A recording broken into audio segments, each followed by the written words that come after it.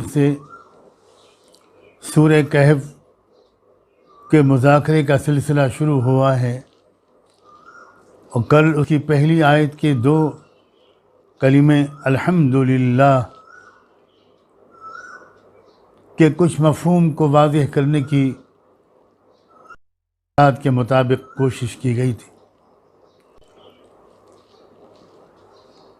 आज उसके आगे का जो इरशाद बारी है, अल्लज़ी अनज़ल अला अब्दिहिल किताब वलम यजअल लहू इवजा, इसका जो मफ़हूम है उसका ख़ुलासा आपकी खिदमत में पेश करने की आज मैं कोशिश करूँगा। सब हज़रात दिल से दुआ करें और मेरी एक ये गुजारिश है कि बयान सुनते वक्त खुदा के लिए ये कमेंट्स लिखने का सिलसिला बिल्कुल बंद कर दीजिए,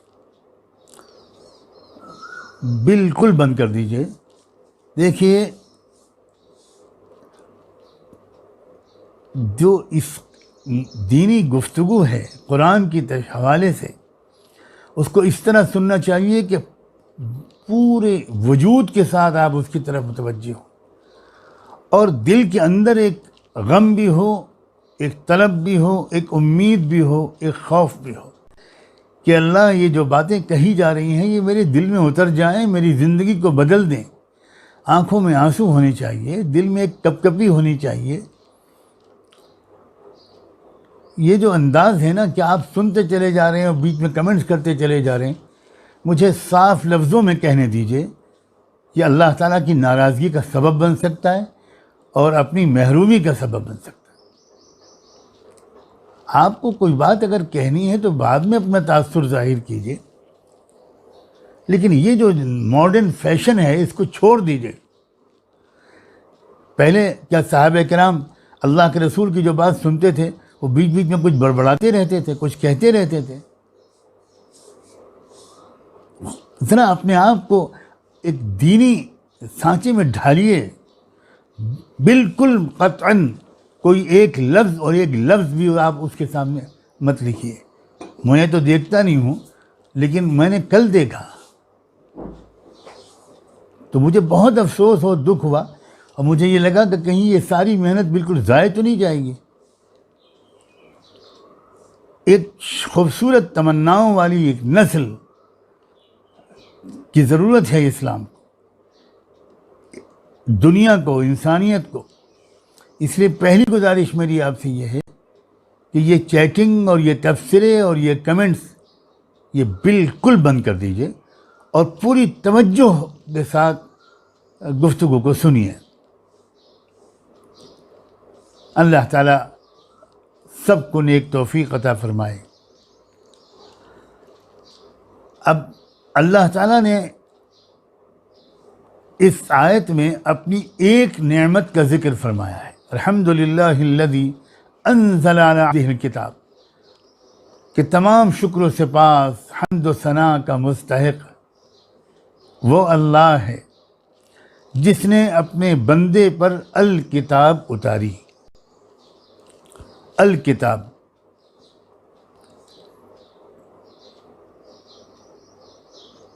अल्लाह ताला के तो एहसानात का हाल ये है, उसकी नेमतों का, कि उसने ख़ुद कह दिया है, व इन तउद्दू निअमतल्लाहि ला तुहसूहा, मेरे बंदों, मेरी बंदियों, तुम अगर अल्लाह की नेमतों का को शुमार करना चाहो, उनको गिनना चाहो, तो नहीं तुम गिन सकते। अब तफसील में जाने की क्या ज़रूरत है, तसव्वुर में ज़रा सा लाइए कि अल्लाह ताला के कितने एहसानात हैं। ये दुनिया का ज़र्रा ज़र्रा चप्पल, ये गल्ले, ये खेतियाँ, ये सब्ज़ियाँ, ये जड़ी बूटियाँ, ये परिंदे,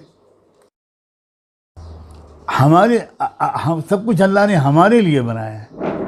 मैं कहना ही चाह रहा था कि अल्लाह ने तो अपने लिए कुछ नहीं बनाया। दुनिया की नेमतें तो छोड़िए, आखिरत भी अल्लाह ने अपने लिए तो नहीं बनाई, वो भी मेरे और आपके लिए बनाई। तो एहसानात तो अल्लाह के बहुत हैं, लेकिन यहाँ एक एहसान का जिक्र फरमाया है, और वो ये है कि उसने अपने बंदे पर अल किताब उतारी। देखिए, हमारी जो ज़रूरियात हैं वो बेशुमार हैं। हमें खाने पीने के लिए मुख्तलिफ़ चीज़ों की ज़रूरत है, हमें रहने के लिए मकान की ज़रूरत है, हमको नींद और आराम की ज़रूरत है, मेल को फीमेल की और फीमेल को मेल की ज़रूरत है, वगैरह वगैरह। लेकिन हमारी जो सबसे बड़ी ज़रूरत है वो ये है कि इस दुनिया में एक अच्छा इंसान बनकर इस ज़िंदगी के पुलसिरात को पार करने का हुनर हमको सिखाया जाए, हमको आर्ट ऑफ लिविंग सिखाया जाए।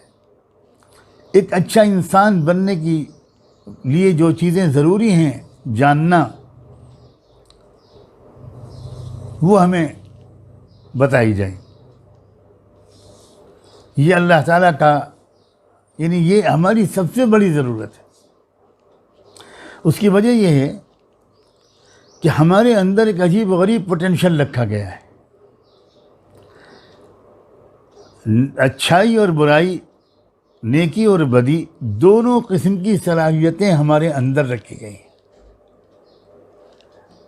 आग और पेट्रोल दोनों को रख दिया गया है। अब हमारी सबसे बड़ी ज़रूरत है कि हमें बताया जाए कि तुम किस तरह ज़िंदगी गुजारो कि तुम्हारे अंदर की जो अच्छाई की सलाहियत है वो तुम्हारी बदी की सलाहियत पर गालिब रहे। इसी को आप दूसरे लफ्ज़ों में और समझिए कि हमारे अंदर हमारे वजूद का एक हिस्सा तो वो है जो गोया एनिमल्स का है। इसीलिए इंसान को एक सोशल एनिमल कहा गया है।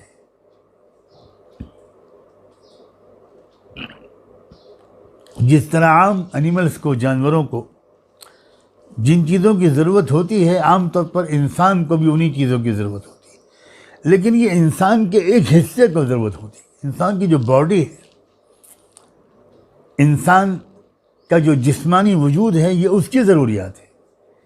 लेकिन इंसान इसको नहीं कहते। इंसान तो उस रूहानी वजूद को कहते हैं जिसको इस मूर्ति के अंदर फिट किया गया है।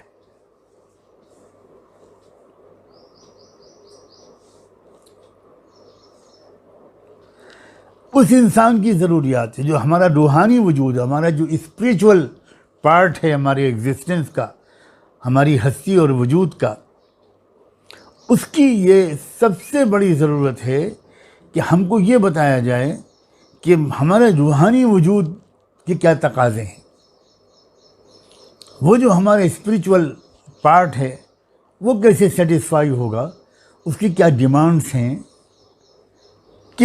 कौन कौन से काम करने से हमारे वो रूहानी वजूद को तस्कीन मिलेगी,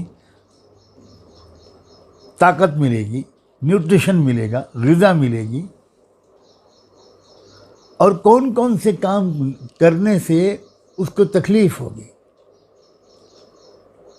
वो हर्ट फील करेगा, उसमें कमज़ोरी आएगी। और जब उस रूहानी और स्पिरिचुअल पार्ट में कमज़ोरी आती है तो इंसान बदी की तरफ आगे बढ़ता है। फिर उससे बुराइयां ज़्यादा निकलती हैं। फिर वो सेल्फिश बन जाता है, फिर वो कंजूस बन जाता है, फिर वो नैरो माइंडेड बन जाता है, फिर वो यकीन की चीज़ों पर शक करने लगता है, शक की जाने वाली चीज़ों पर यकीन करने लगता है। प्रायोरिटीज़ उसकी गलत हो जाती है, तरजीहात गलत हो जाती है, उसका ज़ौक़ मिजाज बिगड़ जाता है, हैबिट्स बिगड़ जाती, कैरेक्टर ख़राब हो जाता है। फिर ग्रीड उसके अंदर पैदा होती है, लालच पैदा होती है, एक एरोगेंस और एक तकब्बुर उसके अंदर पैदा होता है, और हज़ारों बुराइयाँ वो उसके अंदर से फूट पड़ती है। तो इसलिए जो सबसे बड़ा एहसान है उस मालिक का वो ये है कि उसने इंसान को तन्हा नहीं छोड़ा, उसने बहुत एहतिमाम किया इस बात का कि हर दौर में इंसान को उस दौर के ज़रूरियात के मुताबिक भरपूर रहनुमाई मिले। और इसीलिए रहनुमाइयाँ नहीं कहा गया, रहनुमाई कहा गया, किताबें नहीं, अल किताब।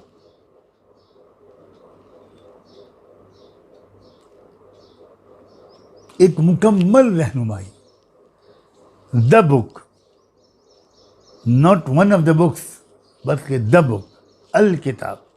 उसने अपने बंदे पर अल किताब उतारी। एक एक लफ्ज़ की तशरीह करनी चाहिए। अब्दी ही, अपना बंदा, अल्लाह अकबर, सुभान अल्लाह। रहमत दो आलम जिन पर कुरान मजीद उतरा, मोहम्मद रसूलुल्लाह सल्लल्लाहु अलैहि वसल्लम, ये उनका तज़किरा है। लेकिन गौर तो कीजिए, अल्लाह ताला ने उनका तज़किरा यहाँ पर किस लफ्ज़ से करना पसंद फरमाया है? अब्दी ही, मेरा बंदा, मेरा ग़ुलाम। अल्लाह अकबर। अल्लाह ताला और बहुत से अल्फाज इस्तेमाल कर सकते थे। रसूल का लफ्ज़, रसूल ही, नबी ही, हबीब ही, अपना चहीता, अपना लाडला, अपना दुलारा, अपना प्यारा। आप मोहम्मद का नाम ले सकते थे, अहमद का नाम ले सकते थे, मगर अल्लाह ताला ने वो नाम इस्तेमाल फरमाया जिससे ऊंचा स्टेटस किसी इंसान का हो ही नहीं सकता। इंसान की जो सबसे बड़ी बड़ाई है वो ये है कि वो सचमुच अपने रब का बंदा बन जाए।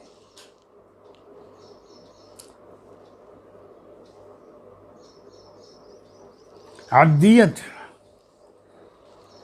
इंसान जब अपनी अना को बिल्कुल मिटाने में कामयाब हो जाता है और अपने आप को बिल्कुल फना कर लेता है और सबमिट कर देता है, अपने आप को अपने मालिक के सामने सरेंडर कर देता है। जैसे एक ग़ुलाम कि अपनी मर्ज़ी कोई नहीं होती, ग़ुलाम तो अपने मालिक और आका की मर्ज़ी के ताबे होता है। तो वो जो मुकाम है, ऐसा मालूम होता है कि इस मुकाम का जो आखिरी दर्जा था उसकी नुमाइंदगी करते थे मोहम्मद रसूलुल्लाह सल्लल्लाहु अलैहि वसल्लम। और इससे इशारा मिला कि ए इंसान, तू अगर बुलंदी चाहता है, तू अगर उरूज चाहता है, तो तू मेरा ग़ुलाम बन जा, मेरा बंदा बन जा, अपने आप को मेरे हवाले कर दे, मेरे ताबे कर दे, सरेंडर कर दे मेरे सामने, बंदगी इख्तियार कर ले। ये सबसे ऊंचा मुकाम है।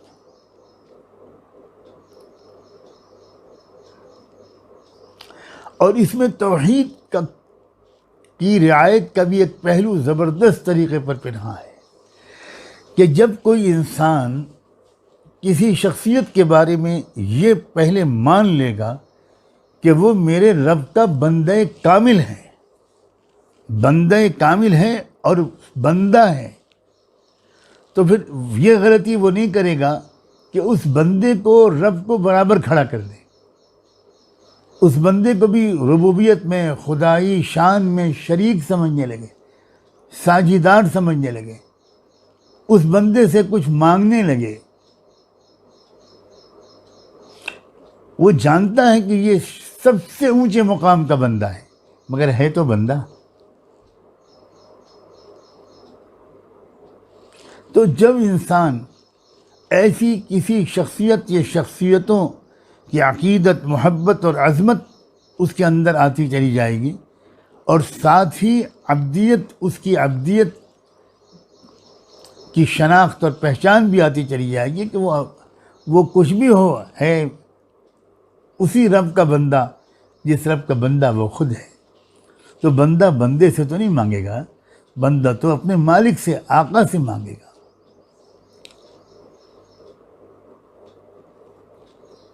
अल किताब, अल किताब उतारी उसने। अल्लाह अकबर। देखिए, एक मिसाल से समझिए। हम अपने ज़माने में देखते हैं कि जब भी कोई फैक्ट्री मैन्युफैक्चर करती है कोई मशीन, तो उस मशीन के इस्तेमाल का तरीक़ा सिखाने के लिए वो दो मेथड्स इस्तेमाल करती है। एक तो एक किताब उसके साथ में देती है, एक बुकलेट देती है जिसमें डायरेक्शंस फॉर यूज़ लिखे होते हैं। लेकिन अगर वो मशीन ज़्यादा नाजुक और कीमती होती है, ज़्यादा कॉम्प्लिकेटेड और सोफिस्टिकेटेड होती है, तो वो फैक्ट्री एक किताब को काफ़ी नहीं समझती, बल्कि वो एक मैकेनिकल इंजीनियर का इंतज़ाम करती है कि जो भी परचेज़ करेगा उस मशीन को और यूज़ करना चाहेगा, तो वो पहले से सीखेगा, पहले ट्रेनिंग लेगा, उस मशीन के इस्तेमाल का तरीक़ा सीखेगा प्रैक्टिकली किसी एक मैकेनिकल इंजीनियर से, जो वेल ट्रेंड होगा, वेल इन्फॉर्म्ड होगा। उसका यही काम होगा कि वो इस्तेमाल का तरीक़ा सिखाए।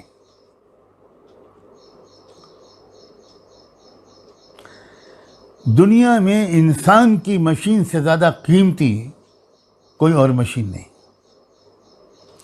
दूसरी बड़ी से बड़ी मशीन बिगड़ जाएगी तो चंद मिलियन डॉलर्स का नुकसान हो जाएगा, कुछ जाने भी जा सकती हैं। लेकिन अगर इंसानों की मशीन का इस्तेमाल गलत हुआ तो क्या होगा? मैं तफसील में जाए बगैर सिर्फ इतना कहना शायद काफ़ी समझूं कि वो होगा जो आज की दुनिया में हो रहा है।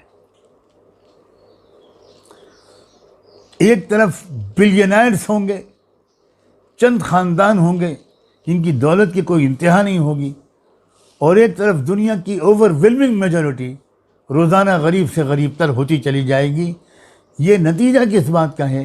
नतीजा इस बात का है कि कुछ इंसानों की मशीनों का इस्तेमाल गलत तरीके से हो रहा है, गलत तरीके से प्लान कर रहे हैं, उनके अंदर इंसाफ और रहम नहीं है। जब इंसानों की मशीनों का इस्तेमाल गलत होने लगता है तो फिर क्राइम्स दुनिया में बढ़ते चले जाते हैं। डेढ़ 2-2 साल 3-3 साल की बच्चियों को रेप किया जाने लगता है, जुल्म होता है, चोरी, रॉबरी, डाके, मर्डर और हज़ारों गुनाह और हज़ारों जराइम।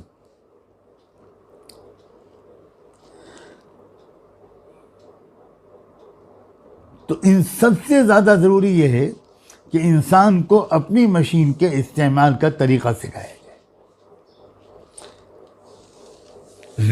ज़िंदगी कैसे गुजारो, तुम कैसे बिहेव करो, कैसे बोलो, क्या देखो और क्या न देखो, क्या सुनो और क्या न सुनो, क्या सोचो और क्या न सोचो, चलो कैसे, बैठो और उठो कैसे, कारोबार कैसे करो, खरीदो फरोख्त कैसे करो,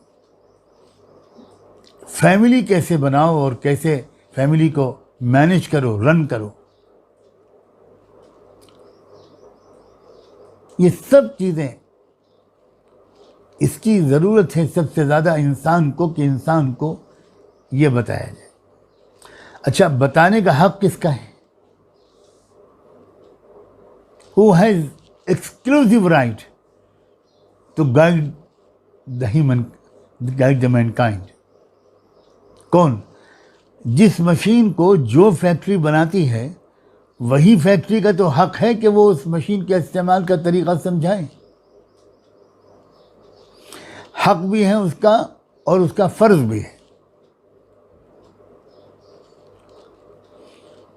मशीन का इस्तेमाल, मशीन बनाए कोई और उसके इस्तेमाल का तरीक़ा बताए कोई और, ये तो एक्सेप्टेबल नहीं है, कभी काबिल कबूल नहीं है, इसलिए कि वो रहनुमाई कभी भी परफेक्ट नहीं हो सकती। अब ज़ाहिर है कि इंसान को जिस हस्ती ने बनाया है, जिसने पैदा किया है और जिसने उसके अंदर ये अजीब व गरीब किस्म का पोटेंशियल रखा है, सिर्फ ये उसी का हक़ है कि इंसान को वो बताए, सिखाए, रहनुमाई करे, गाइड करे, किसी और का हक़ नहीं। अब जब हमने ये मान लिया तो अब आप समझिए इस बात को कि उस रब ने भी हमारी आसानी के लिए यही दो तरीक़े इख्तियार फरमाए, पसंद फरमाए, जो फैक्ट्रियाँ किसी मशीन के इस्तेमाल का तरीक़ा सिखाने और बताने के लिए इस्तेमाल करती।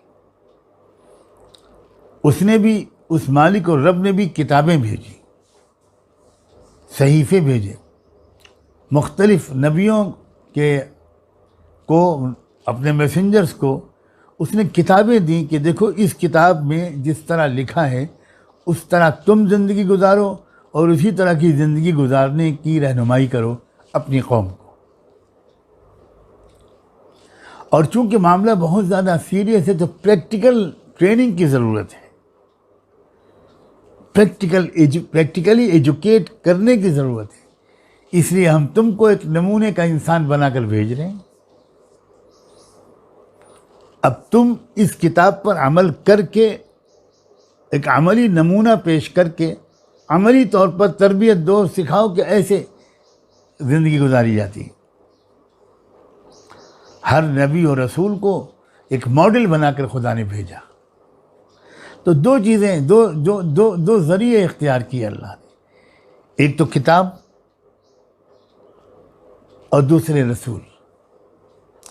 इस आयत में दोनों का तज़किरा हो गया दो लफ्ज़ों में। अब्द ही में तज़किरा है नबूवत और रिसालत का, अल्हम्दुलिल्लाह में तज़किरा है तौहीद का, और अल किताब में तज़किरा है रहनुमाई का। अब इतनी तीन लफ्ज़ों से हमें मालूम हो गया कि देखें हमें रहनुमाई लेने की ज़रूरत है। किससे? अपने मालिक और खालिक से, अपने पैदा करने वाले से। और मैं यहाँ पर ये बात, कल की बात को मुकम्मल करने के लिए कहूँ कि अजीब व गरीब बात है वाकई। Really I fail to understand this phenomena. मेरी समझ में नहीं आता कि लोग जितने मुख्तलिफ मूर्तियों, देवी देवताओं और भगवानों के सामने सर झुकाते हैं, उनके बारे में ये वो नहीं कहते कि उनको उन्हीं ने पैदा किया। जब पैदा करने वाले के बारे में पूछो तो 33 करोड़ देवी देवताओं की पूजा करने की गलती में जो लोग फंसे हुए हैं हमारे भाई और बहन, वो भी यही कहेंगे कि भाई पैदा तो उस ऊपर वाले ने किया है, ऊपर वाले ने पैदा किया है, ये सब मानते हैं।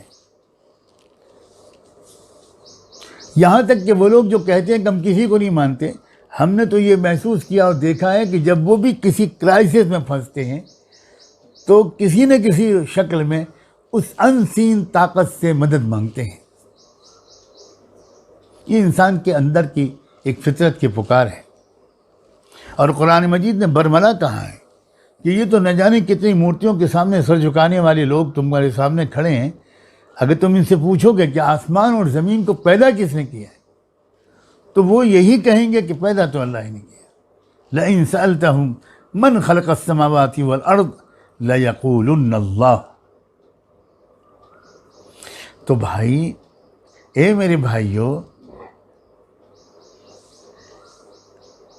पैदा कोई और करे, पाले कोई और हम मांगे किसी और से। क्या ये बगावत नहीं है अक्ल से और इंसाफ से? आपका बच्चा, आपको रिपोर्ट मिले कि वो मोहल्ले में, कॉलोनी में, एक एक बिल्डिंग में एक एक दरवाजे पर जा रहा है और जाकर बेल बजाकर, दस्तक देकर ये रिक्वेस्ट कर रहा है कि मुझे अब कल फ़ीस अदा करनी है स्कूल की, कॉलेज की, तो प्लीज़ आप ज़रा मुझे 50 रुपये दे दीजिए। उस लड़के के गार्जियंस को, उस लड़के के बाप को जब ये पता चलेगा कि वो दरवाजे दरवाजे भीख मांग रहा है, तो बाप को कैसा लगेगा? बाप उसकी शिकायत करने का हकदार नहीं होगा कि बेटे मैं किसके लिए कमा रहा हूँ, ये तो मुझसे मांगने के बजाय ये इधर उधर क्यों जा रहा है? तेरी जिम्मेदारी मुझ पर है, किसी और पर नहीं है।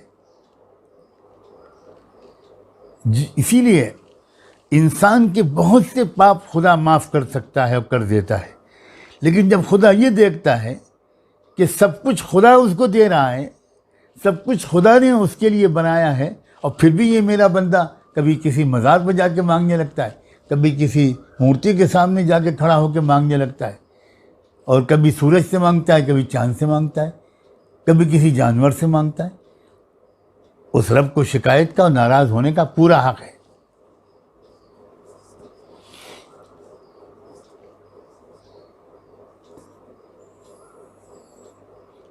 अल किताब, रहनुमाई, वो किताब जिसमें रहनुमाई आई, ये कुरान मजीद। मैं इसका क्या तारुफ कराने के बजाय जो इसी आयत में अल्लाह ताला ने इस कुरान के बारे में कहा है, मैं उसी एस्पेक्ट को ज़रा आपके सामने पेश करने की कोशिश करता हूँ। उस कुरान की एक बहुत बड़ी खुसूसियत यहाँ पर यह बयान की गई, वलम यजअल लहू इवजा। इस अल किताब की जो गाइडेंस है, जो वे ऑफ लाइफ, जो सिविलाइजेशन, जो ज़िंदगी गुजारने का तरीक़ा, पैदाइश के बाद से मौत तक इंसान की जितनी एक्टिविटीज़ होती है, उन सब का जो डिज़ाइन, उन सब के बारे में जो हिदायत इस किताब में आई हैं, उनकी एक बहुत बड़ी खुसूसियत और बहुत ज़बरदस्त सैलिएंट और डिस्टिंग्विशिंग फ़ीचर अल्लाह ताला ने यहाँ ये बयान फरमाया कि वलम यजअल लहू इवजा। इसमें कहीं पर भी टेढ़ापन नहीं है, बिल्कुल सीधी राह है, इसमें कहीं कजी, कहीं टेढ़ापन नहीं है। अब मैं क्या अर्ज़ करूँ, मैं कितना मुख्तसर करूँ। ये जो है ना, कुरान में कहीं टेढ़ापन नहीं है। इसकी तशरीह के लिए मुझे तो नहीं लगता कि 40,000 सफ़े भी काफ़ी हो, और इसकी तशरीह के लिए मुझे तो नहीं लगता कि 6 महीने भी काफ़ी होंगे।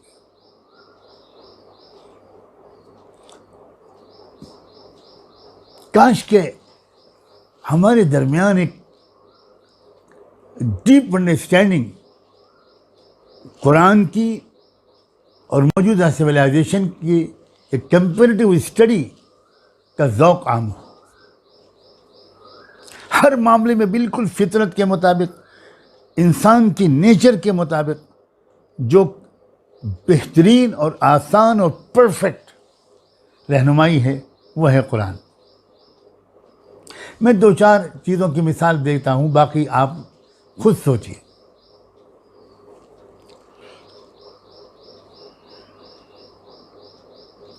मर्द और औरत के ताल्लुकात, जो क्या उसके हुदूद हैं, क्या उसकी बाउंड्रीज़ हैं, क्या उसका सिविलाइज और कल्चर तरीक़ा है, ज़रा गौर कीजिए इस्लाम की तालीमात पर। इस्लाम ये, कुरान ये कहता है, कुरान ये सिखाता है, और कुरान के लाने वाले ने खोल खोल कर बताया है कि बेटियां अल्लाह का खुसूसी तोहफ़ा होती है।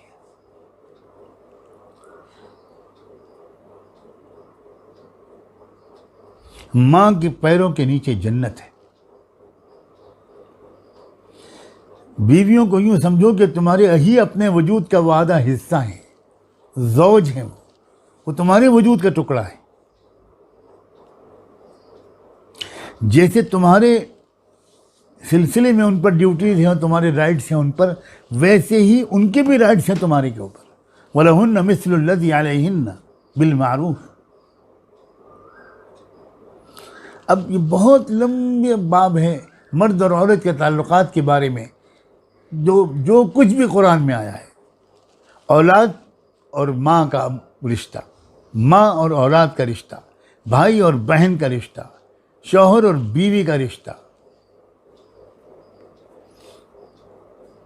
हर हैसियत से। फिर समाज की औरतों के साथ और बच्चियों के साथ हमारा ताल्लुक़ क्या हो, कैसी डिस्टेंस मेंटेन किया जाए विद डिग्निटी, ताकि उनको डिग्निटी के साथ जीने का दुनिया में हक मिले। वो जब किसी ज़रूरत से घर से बाहर निकलें तो उन्हें कोई डर न लगा हो, वो डरी सहमी घबराई परेशान बाहर न निकलें, उन्हें पूरा इत्मीनान हो कि ये शरीफ इंसानों का मुआशरा है, इसमें ये मेरे बेटे हैं, मेरे भाई हैं, मेरे बाप हैं, मेरे चचा, मेरे खालू, मेरे फूफा, ये मैं अपनी फैमिली के अंदर हूँ, बहुत सेफ हूँ मैं।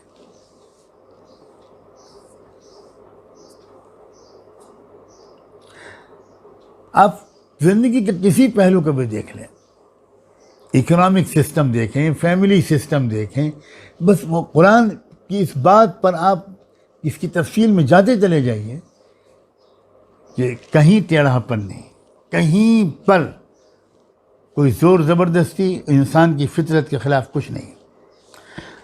आप इंसान की फितरत खुद चाहती है, जिन चीज़ों की डिमांड करती है, उन्हीं चीज़ों को कुरान ने हमसे इसका मुतालबा किया है। क्या हमारी फितरत वादा पूरा करना नहीं चाहती? कुरान ने ज़ोर दिया है। क्या हमारी फितरत कमज़ोरों की मदद करना नहीं चाहती? कुरान ने इस पर ज़ोर दिया है। क्या हमारी फितरत गलतियों को माफ़ करने को इनकरेज नहीं करती? कुरान ने इस पर ज़ोर दिया है। क्या हमारी फितरत सेल्फ डिफेंस को अलाउ नहीं करती बल्कि इनकरेज नहीं करती? कुरान ने इसको भी अपने अहकाम में शामिल किया है। मॉडेस्टी, एक चेस्ट एंड पायस जिंदगी, यह इंसान हमारे अंदर की पुकार है। ये छोटों पर प्यार, बड़ों का अदब, एक डिसिप्लिन जिंदगी, वफादारी, किसी को धोखा न देना, किसी के साथ चीटिंग न करना।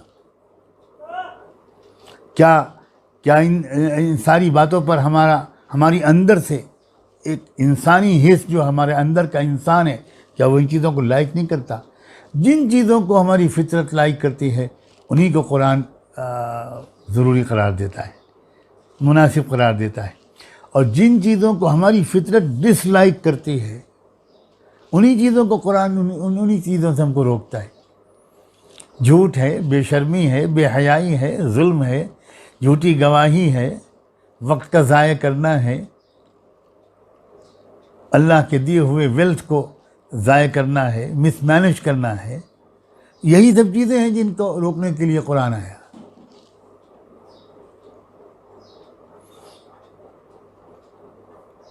कहीं पर कोई टेढ़ापन नहीं, कहीं पर, न अक़ीदे में, न अमल में, न इंडिविजुअल ज़िंदगी के बारे में हिदायत में, न सोशल लाइफ के बारे में जो कुरान की हिदायत है। हर बाब में बाज़ार के मुताल्लिक़ जितनी हिदायत हैं, काश के एक एक हिदायत को आपको समझने का शौक़ हो, आप हैरान रह जाएंगे और ईमान बढ़ेगा एक एक हिदायत के जानने से कि ये हिदायत किसी इंसान की तरफ से नहीं आ सकती। ये हिदायत जिसमें कहीं से कोई डिसबैलेंस नहीं है, कोई एक्सट्रीमिज़म नहीं है, इंतहाई बैलेंस्ड और मुतवाज़िन और मुतदिल इंस्ट्रक्शंस हैं। ये यकीनन जिसने हमको पैदा किया है, जो हमसे ज़्यादा हमको जानता है, हमसे ज़्यादा हमको जानता है। मैं दूसरी बार इस जुमले को दोहरा रहा हूँ, अला यअलमु मन खलक़। कुरान मजीद ने कहीं पर अजीब सवाल उठाया है कि जिसने पैदा किया वही नहीं जानेगा उसको जिसको उसने पैदा किया। यानी पैदा करने वाला कम जानता होगा और कोई मिस्टर मुफक्किर और कोई मिस्टर इंटेलेक्चुअल वो ज़्यादा जानते होंगे। इसलिए कुरान की रहनुमाई में कहीं टेढ़ापन नहीं। काश कि ये सियासी नफ़रत की दीवारें न होती तो दुनिया के आम लोग भी जो मुस्लिम घराने में नहीं पैदा हुए वो भी कुरान को इस हैसियत से ज़रा गौर करते, सोचते कि ज़रा लाओ पढ़ें तो इस कुरान में क्या लिखा है। मैं सजेस्ट करूँगा, मैं नहीं जानता कि मेरी बात कितने नॉन मुस्लिम भाइयों और बहनों और नौजवानों तक पहुँच पा रही है। मैं सजेस्ट करूँगा कि please go through the Quran. ये मुसलमानों की किताब नहीं है, मुसलमानों के लिए खुदा की तरफ से उतारी गई किताब बिल्कुल नहीं है। ये इंसानों के लिए उतारी गई इंसानों के खुदा की किताब है, ये मुसलमानों के खुदा की किताब नहीं है। कुरान के बारे में भी खुदा ने कहा इन हुआ इल्ला ज़िक्रुल लिल आलमीन। ये जो कुरान, ये किताब है, ये सारी दुनिया की तमाम कौमों के लिए है। और अपने बारे में भी खुदा ने कहा कि वो रब्बुल आलमीन है, वो रब्बुल मुस्लिमीन नहीं है। ये जो माहौल ख़राब किया जा रहा है, इस कदर नफ़रत और दूरी दुनिया की कौमों के अंदर कुरान से पैदा की जा रही है, ये क्यों है? कहीं न कहीं इंसान के दुश्मनों को ये ख़तरा है कि अगर लोगों ने पॉजिटिव माइंडसेट के साथ या कम से कम ऑब्जेक्टिवली अगर कुरान को एक बार पढ़ लिया तो ये कुरान पर ईमान लाए बगैर रहेंगे नहीं। इनका दिल अंदर से पुकारेगा। और इसीलिए हम रोज़ खबरें सुनते हैं, रोज़ खबरें सुनते हैं। बस इनकी कोशिश सिर्फ ये है कि लोग इस्लाम और कुरान को समझने की कोशिश न करें, वो बगैर समझे नफ़रत करें। जब जाहिर है कि जिस चीज़ से इंसान नफ़रत करता है उसको तो तबाह कर देने की बस उसके अंदर तमन्ना पैदा होती है।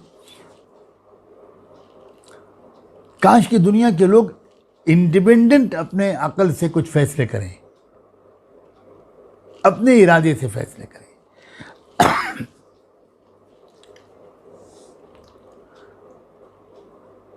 एक किताब है, मैं उसका नाम सजेस्ट करता हूँ, the Quran and you. English में भी है, हिंदी में भी है, उर्दू में भी है।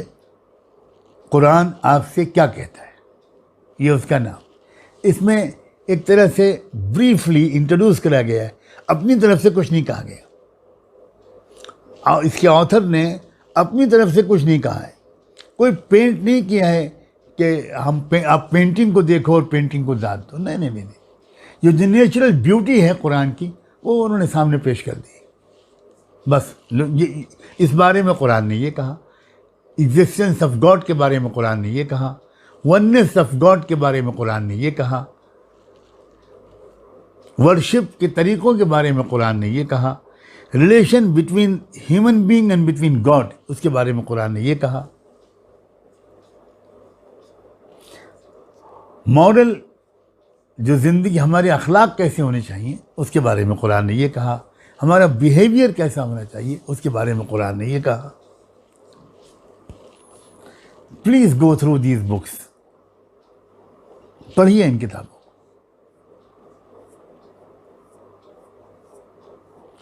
तो वापस आता हूँ मैं सूरह कहफ की तरफ। ये जो बात कही गई कि उसमें कोई टेढ़ापन नहीं, कहीं से कोई अनसाइंटिफिक, अननेचुरल, गलत बात, इंसान की फितरत के ख़िलाफ़, उसके स्वभाव के ख़िलाफ़, उसके जो नेचर है इंसान की उसके ख़िलाफ़ कतई कोई बात, बिल्कुल सीधी तालीम है, एकदम स्ट्रेट। और आगे उसके बाद एक दूसरी चीज़ बताई गई है इस कुरान के बारे में, फरमाया क़य्यिमन। ये एक दूसरी सिफत है, अजीब गरीब बात है और कितनी लायक गौर है। और इसका मैं कनेक्शन बताता हूँ आपको फितने दज्जाल से, क्योंकि सूरह कहफ का तो एक एक लफ्ज़ कहीं न कहीं से डायरेक्टली कनेक्टेड है, इसलिए हमको उसको मिस नहीं करना है।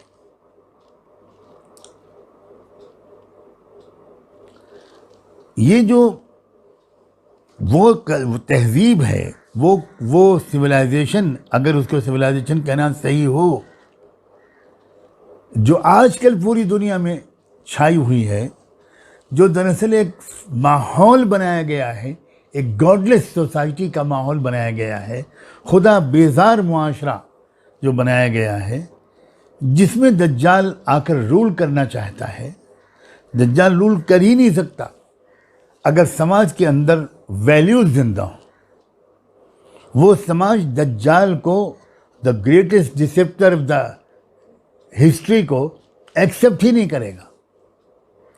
तो इस दज्जाल ने पहले पर्दे के पीछे रहते हुए उसने अपनी पूरी ताकत, ज़बरदस्त माइट लगाई है। जो उसके इमिशरीज हैं, नुमाइंदे हैं, उनके थ्रू कि पूरी दुनिया में पहले ऐसा माहौल, ऐसा तर्ज ज़िंदगी, ऐसा कल्चर, ऐसा लाइफ स्टाइल, ऐसा हर कच्चे पक्के घर में पहुंचा दिया जाए जिससे वैल्यूज़ उस घर से निकल जाए। अब आज देख लीजिए दुनिया में कितने घराने हैं जो वैल्यूज़ पर इसरार करते हैं और कंप्रोमाइज़ करने के लिए तैयार नहीं होते। आजकल तो कहा जाता है हम नेशनल इंटरेस्ट को देखकर पॉलिसी बनाते हैं। क्या खूबसूरत लफ्ज़ है नेशनल इंटरेस्ट। चाहे वो दुनिया की दूसरी मुल्कों और कौमों के करोड़ों इंसानों को तबाह कर दे, लेकिन हमारी कौम का इंटरेस्ट अगर होता है तो हम उसको पसंद करेंगे। ये तरीक़ा आजकल का बन गया। जब वैल्यू बेस्ड सोसाइटी हुआ करती है तो उसमें रूलर्स जो तय करते हैं वो कहते हैं भाई हम अपने उसूलों पर कोई समझौता नहीं करें, हम तो वैल्यूज़ को मेंटेन करेंगे और वैल्यूज़ और इंटरेस्ट के दरमियान एक खूबसूरत हम एक तवाज़ुन और रिश्ता बनाएंगे। जो वैल्यूज़ को कुर्बान करके जिस चीज़ को हम हासिल करेंगे वो नेशनल इंटरेस्ट को सर्व नहीं करेगी, हकीकतन लॉन्ग रन में वो नेशनल इंटरेस्ट को तबाह कर देगी।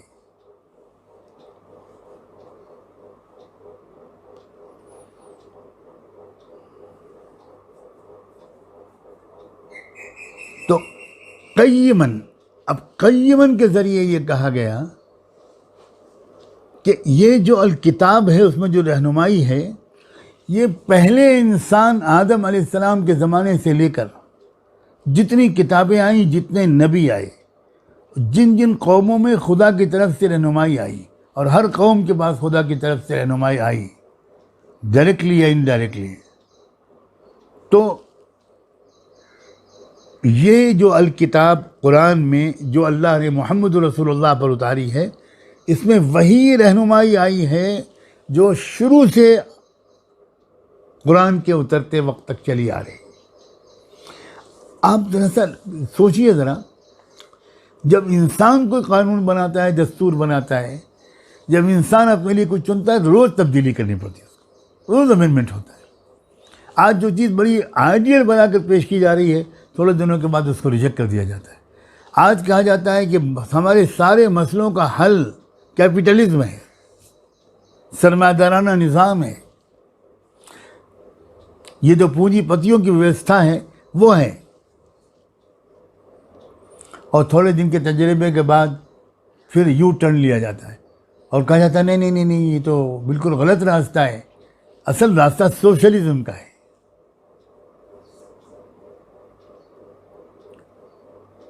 फिर कुछ उसके तजर्बा कोई बात फिर कहा जाता है नहीं नहीं नहीं नहीं ये गलत, ये भी सही नहीं है, फिर हम वापस आते हैं कैपिटलिज्म की तरफ।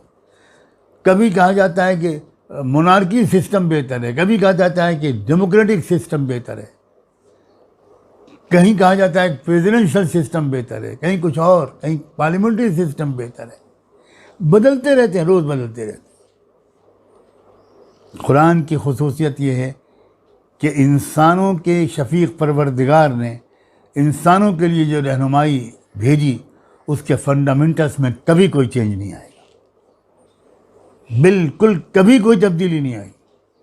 यही रहनुमाई उसने उतारी जीसस क्राइस्ट हज़रत ईसा अलैहिस्सलाम पर, यही रहनुमाई उसने उतारी थी प्रॉफिट मोसेस हज़रत मूसा अलैहिस्सलाम पर, यही थी ओल्ड टेस्टामेंट में, यही थी न्यू टेस्टामेंट में, यही थी इंजील में और यही थी तौरात में, यही थी ज़बूर में जो हज़रत दाऊद अलैहिस्सलाम को अल्लाह ताला ने दी, और यही उन बहुत से और भी किताबों में और सहीफ़ों में जिनका कुरान ने नाम नहीं लिया लेकिन ये जिक्र किया है।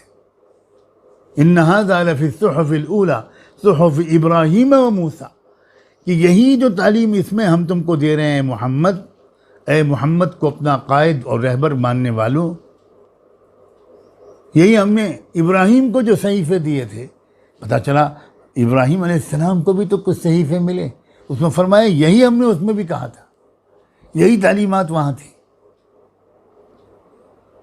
मूसा अलैहिस्सलाम को हमने जो सहीफ़े दिए थे, हमने यही कुछ उन सहीफ़ों में भी उतारा था।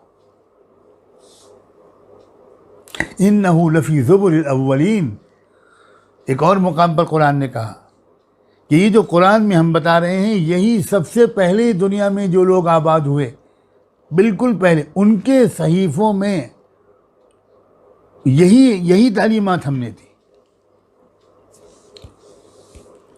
अगर दुनिया में सबसे पहले भारत के इलाके से इंसानों की आबादी शुरू हुई, जैसा कि हमारा अक़ीदा है, हमारा यकीन है ये कि इंसानी आबादी का सिलसिला, पहला इंसान जो दुनिया में उतारा गया था, आदम अलैहिस्सलाम जिनको हम कहते हैं, उनको ज़मीन के जिस हिस्से में उतारा गया वो वही है जो गोया उस जम्बू सलाल द्वीप का इलाका कहलाता है, वो जहाँ श्रीलंका है।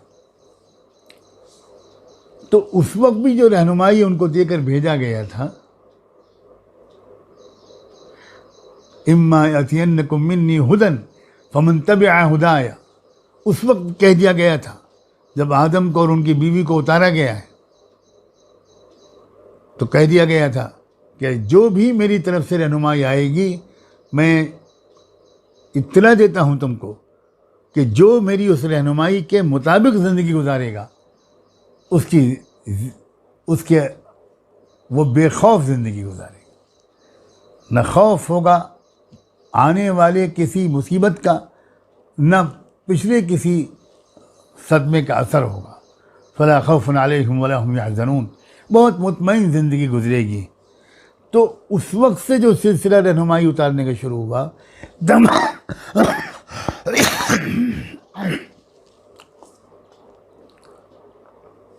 वही रहनुमाई है जो आखिरी रसूल मुहम्मद रसूलुल्लाह को खुसूसी इंतज़ामात और स्पेशल अरेंजमेंट्स के साथ दी जा रही है। क्या मतलब स्पेशल अरेंजमेंट्स का? वो रहनुमाइयाँ चूँकि क़यामत तक के लिए नहीं थी, सर्टेन एरिया के लिए हुआ करती थी और सर्टेन पीरियड ऑफ टाइम के लिए होती थी। एक महदूद वक्त के लिए होती थी, महदूद इलाके के लिए होती थी। इसलिए जब वो दौर बदलता था तो उनकी डेट एक्सपायर हो जाती थी। फिर उसके बाद उस किताब में लोग अपने अपने मतलब से, अपने स्वार्थ और अपने वेस्टेड इंटरेस्ट के हिसाब से चेंजेस कर देते थे। इसलिए दुनिया में कोई किताब जो खुदा की उतारी हुई हो वो अपनी असली शक्ल में मौजूद नहीं है। ये ख़ुद उसके पर ईमान रखने का, उसको फॉलो करने वाले मानते हैं, उसको डिनाई कर ही नहीं सकते। तो ये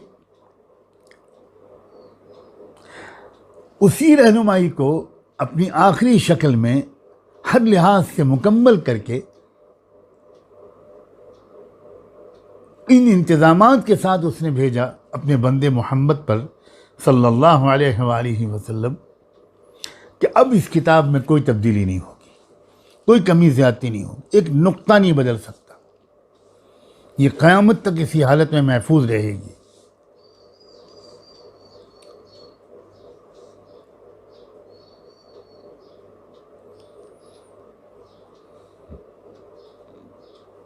इसलिए कि सारी दुनिया के इंसानों को क़यामत तक इसकी ज़रूरत रहेगी। आप अगर ये सोचने लगें कि इसका मतलब ये हुआ कि अगर ये किताब मुकम्मल है, परफेक्ट है, तो इसका मतलब ये है कि पिछली जो किताबें खुदा की थीं उनमें कमियां थीं, और खुदा की तरफ खुदा पर किसी कमी का इल्ज़ाम लगाना कि उसने कुछ थोड़ी सी अधूरी रहनुमाई उस वक्त इंसानों को दी थी, ये तो बहुत बड़ा इल्ज़ाम है खुदा पर। नहीं भाई, एक बच्चा जब पैदा होता है किस साइज़ के कपड़े उसे पहनाए जाते हैं, और फिर जब वो बच्चा बड़ा होता चला जाता है कपड़ों का साइज़ बढ़ता चला जाता है। तो क्या कोई कह सकता है कि बच्चे को शुरू में जो कपड़े पहनाए गए थे वो कम थे, उसमें कुछ कमी थी? नहीं, उस वक्त उसके साइज़ और ज़रूरत के लिहाज से वो परफेक्ट थे। फिर वो जैसे जैसे साइज़ ग्रो करता चला गया वैसे वैसे कपड़ा भी बढ़ता चला गया। और एक एज होती है जिस पर पहुंचकर इंसान के जिस्म के अंदर कोई बड़ी तब्दीली बिल्कुल नहीं होती। वो एक हाइट अपनी तक पहुंच जाता है जो उसके डीएनए में शामिल है। अब उसके बाद उसको कपड़ों का साइज नहीं बदलता। फिर वो 20 साल और 40 साल भी ज़िंदा रहता है तो भी उस कपड़े का साइज नहीं बदलता। तो पहले वाले कपड़े भी नाकिस नहीं थे, अधूरे नहीं थे, और अब जो अपने फुल पोटेंशियल को पहुंचने के बाद वो जो कपड़े पहन रहा है वो भी बिल्कुल उसके लिए परफेक्ट है। तो पहले जो रहनुमाइयाँ पिछली कौमों और नबियों को दी गई थीं वो उस वक्त की ज़रूरत के लिहाज से बिल्कुल मुकम्मल थी, उनमें कोई कमी नहीं थी। माज़अल्लाह, अल्लाह की पनाह। कोई नहीं समझे कि पिछले नबियों को दी गई रहनुमाई में कोई कमी थी। ये तो कुफ्र हो जाएगा, ये तो खुदा पर इल्ज़ाम आ जाएगा। हाँ, अब जब इंसान एक एडल्ट एज तक पहुंच गया और वो उस उम्र तक पहुंच गया कि अब कोई मेजर तब्दीली नहीं होनी है, तो अल्लाह ताला ने वो किताब उतारी। उस किताब के अंदर ऐसी अजीब व गरीब बात अंदाज से हिदायत रखी हैं कि दुनिया हज़ार आगे बढ़ती चली जाए, पूरी दुनिया के रकबे में नित नए हालात पैदा होते चले आएँ। कुरान मजीद के अंदर उसके बारे में भी रहनुमाई है। मैं ढूंढ ना पाऊँ ये मेरी कमी है, लेकिन कुरान के अंदर मौजूद है। और आज मैं कुरान के एक तालिब इल्म के हैसियत से अल्हम्दुलिल्लाह इस पर ख़ासा यकीन और इत्मीनान रखता हूँ कि आज की 21वीं सदी के अंदर जो चैलेंजेस और मसाइल हैं, और एक एक इंडिविजुअल के अंदर हैं और कौमों के अंदर है, मुल्कों के अंदर है, उन सब का तज़किरा और उन सारे प्रॉब्लम्स के सलूशंस और हल कुरान में मौजूद हैं। और अपने नौजवान उलमा से इस वक्त मैं ये गुजारिश करूँगा कि अल्लाह के वास्ते अपनी ज़िंदगी का मौजू कुरान को समझना बनाइए।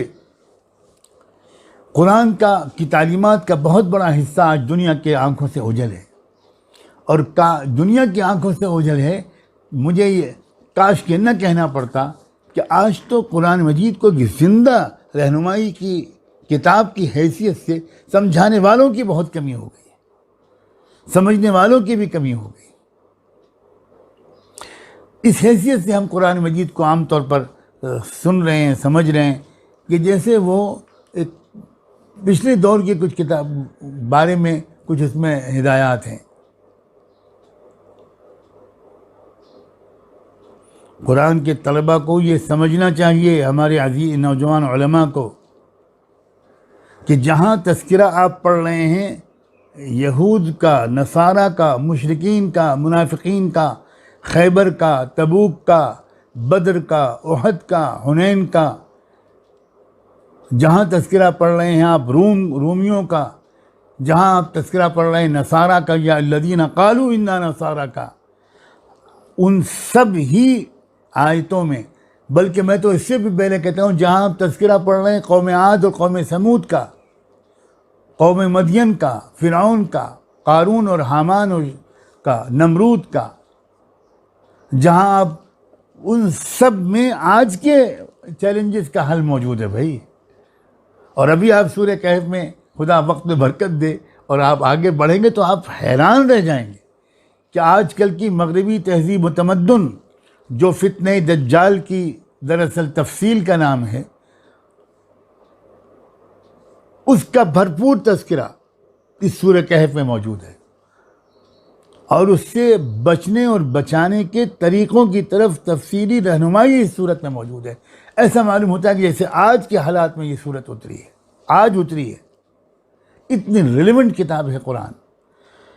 इस दौर की मुसीबतों की सिर्फ एक वजह है कि ये दौर कुरान की रहनुमाई से महरूम हो गया। दूसरी कौमों का हम क्या शिकवा करें, खुद हम मुसलमानों ने कुरान को छोड़ दिया। ये तो रमज़ान की बरकत से करोड़ों मुसलमान थोड़ा बहुत कुरान से एक आर्जी सा ताल्लुक़ कायम कर लेते हैं, फिर साल भर के लिए वो ताल्लुक़ भी ख़त्म हो जाता है।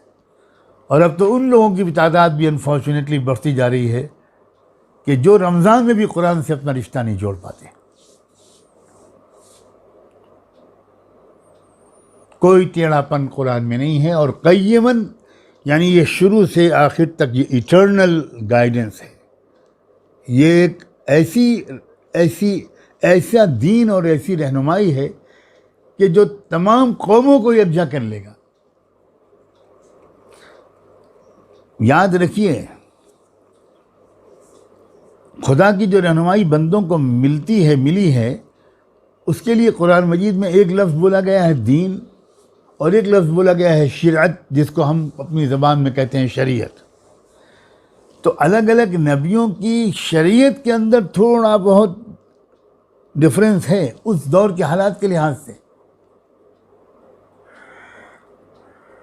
लेकिन जिसे दीन कहते हैं, दीन जो फंडामेंटल्स हैं, जो फंडामेंटल टीचिंग्स हैं, जो बेसिक टीचिंग्स हैं, उनमें किसी नबी के लाए हुए दीन में कोई फ़र्क नहीं है।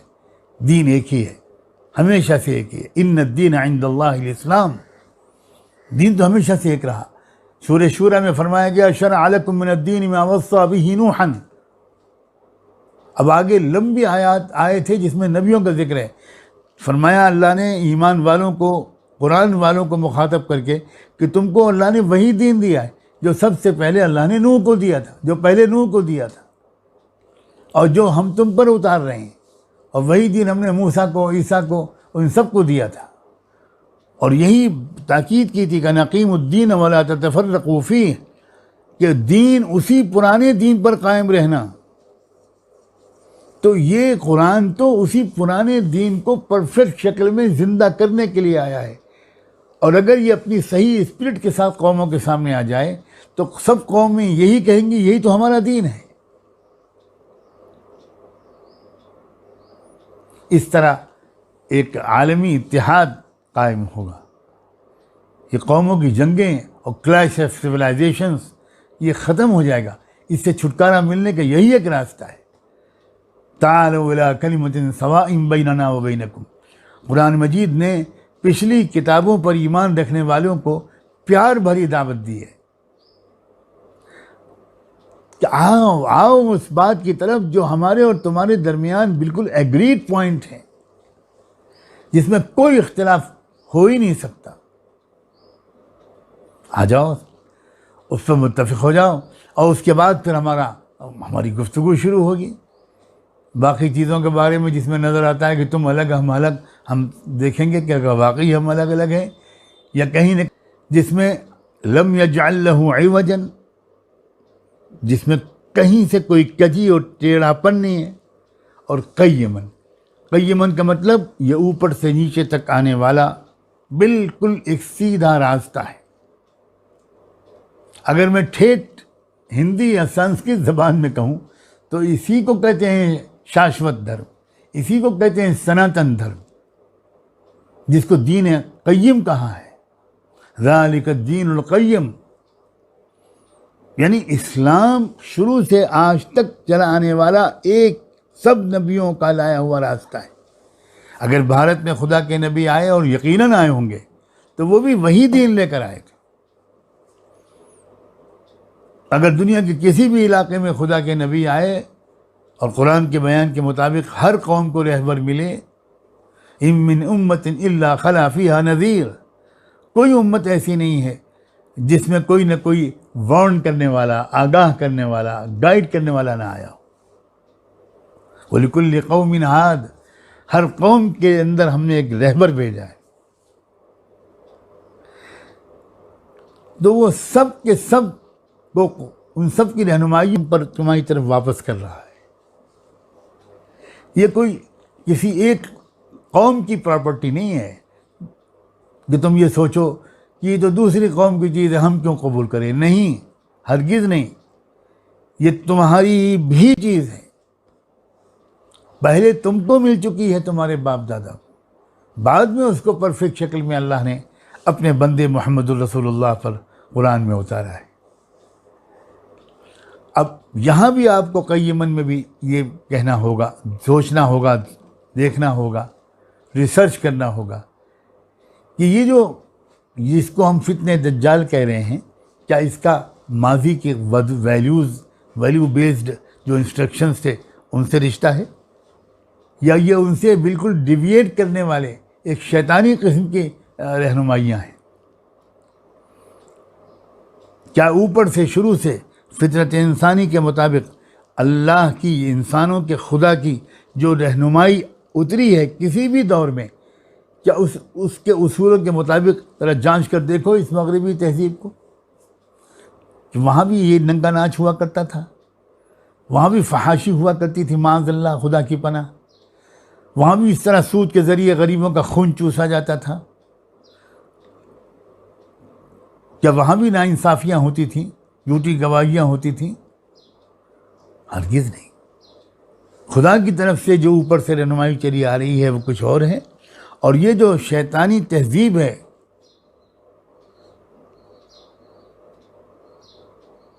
जिसमें मर्दों और मर्दों की शादियों को कानूनी तौर पर लेजिटिमेट करार दिया जा रहा है, औरत और औरत की शादी को लेजिटिमेट करार दिया जा रहा है, पार्लियामेंट कानून बना रहे हैं, अदालतें फैसले कर रही हैं। इन्ना लिल्लाहि व इन्ना इलैहि राजिऊन। क्या जो विरासत लोगों के पास हम नबियों और रसूलों की तालीमात की बची खुची बची है, क्या उन बची खुची तालीमात में इसकी कोई गुंजाइश है?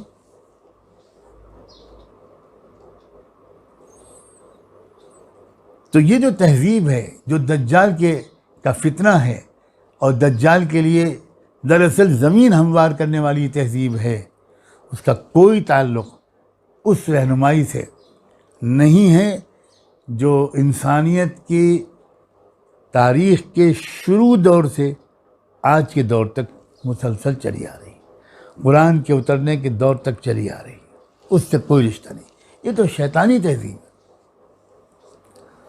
क्या बाइबल में और पुरानी तमाम किताबों में ये वाक़या मौजूद नहीं है कि जब आदम और हव्वा से गलती हुई जन्नत में, कि जिस पेड़ का फल खाने से उनको खुदा ने मना कर दिया था कि बाकी तुम जन्नत की सारी नेमतों को एंजॉय करो, इसको मत खाना, ला तक़रबा हाज़िही शजरा। अजीब इंसान की कमज़ोरी है कि जिस चीज़ से इंसानों का शफीक परवरदिगार इंसानों ही के फ़ायदे के लिए इंसानों को रोक देता है, उसी चीज़ का शौक़ इंसानों के अंदर पैदा होने लगता है, और वो पैदा किया जाता है। शैतान इस काम पे लगा रहता है कि जिस चीज़ से परहेज़ करने का हुक्म दिया गया है उसी का शौक़ उसके अंदर डालता है। चुनांचे इसकी शुरुआत शैतान ने आदम और हव्वा ही से की, और उनके अंदर एक शौक़ दिलाया, एक लालच दिलाया, और उन दोनों ने उस पेड़ का फल खा लिया। जैसे ही खाया, उनके बदन पर जो नूरानी लिबास था, क्या उसकी हकीकत थी वो तो अल्लाह ही जानता है, एकदम से वो गायब हो गया, और वो एकदम मादरजात बरहना हो गए। फतफ़क़ा यख़्सिफ़ानी अलैहिमा, जल्दी जल्दी उन्होंने पेड़ के पत्तों से अपने बदन को ढांका। एक एहसास पैदा हुआ कि ये क्या हुआ। अल्लाह अकबर, कितना ज़बरदस्त इशारात हैं कुरान के। कुरान कितने इशारों की ज़बान में समझाता है। वो ये समझाता है कि शैतान का जो सबसे ज़बरदस्त हमला और पहला हमला इंसान पर होता है, वो उससे जिनसी किस्म के गुनाह कराने पर होता है। बेशर्मी और बेहयाई उसके अंदर पैदा करता है, और ये बेशर्मी और बेहयाई मौजूदा मगरबी तहजीब की रीढ़ की हड्डी है। सब बर्दाश्त कर सकती है मगरबी तहजीब, शर्म और हया को बर्दाश्त नहीं कर सकती। वहाँ किसी कॉलेज यूनिवर्सिटी का कोई अगर लड़का लड़की के साथ मिलकर स्विम करने से हिचकिचाने लगता है, तो उसकी रिपोर्ट चली जाती है कि समथिंग इज़ रॉन्ग, ये लड़का अजीब है, ये लड़की अजीब है, ये शाइनेस है इसके अंदर, बीमारी है कमज़ोर, इसका इलाज करवाओ नफ्सियाती। फिर बाकायदा उसका इलाज होता है और उसको बेहयाई का आदी बनाया जाता है धीरे धीरे करके, यहाँ तक कि वो भी एक दिन बिल्कुल बेलिबास हो जाता है। ये नौजवानों, तुम इस बात को समझो कि सबसे ज़्यादा शैतान तुम पर जो शुरू में हमले करेगा, वो हमले करेगा बेहयाई, बेशर्मी, फहाशी किस्म की ज़ौक़ तुम्हारा बनेगा। तुम फिल्में देखने लगोगे, ब्लू फिल्में, पोर्नोग्राफी के बीमार हो जाओगे। वही चीज़ें तो उसी में तुम इस्तेमाल करोगे, अपने नेट को, लैपटॉप को, मोबाइल को, यही सब करोगे और उसका क्या नतीजा निकलेगा? तुम इंसानियत से दूर और हैवानियत से करीब होते चले जाओगे। और हैवानियत की बहुत सी अलग अलग स्टेजेस होते हैं।